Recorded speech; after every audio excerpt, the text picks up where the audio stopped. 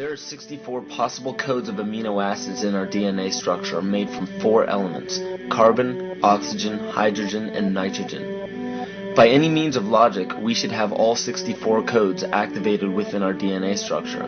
Yet we presently only have 20 active codes. And of these 64 possibilities, it appears that only 20 of these codes are turned on right now for us, the 20 amino acids. There is a switch that turns off and turns on where those coding sites lie, and that the switch for that turning off and turning on is what we call emotion. And this is the first time that we've ever seen the patterns of emotion directly physically linked to human genetic material.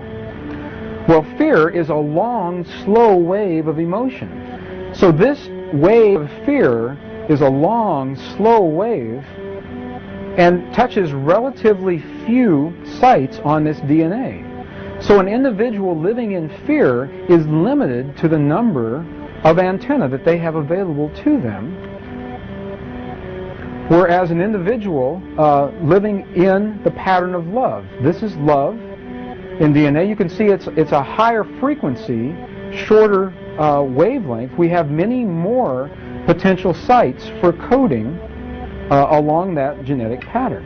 This information, this is amazing. This is the first time we've ever had a hard digital link between emotion and genetics.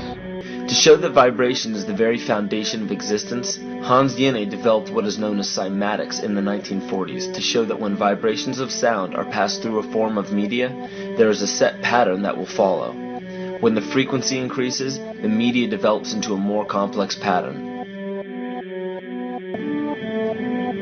This is the difference between the power of our Creator and anything else, particularly evil.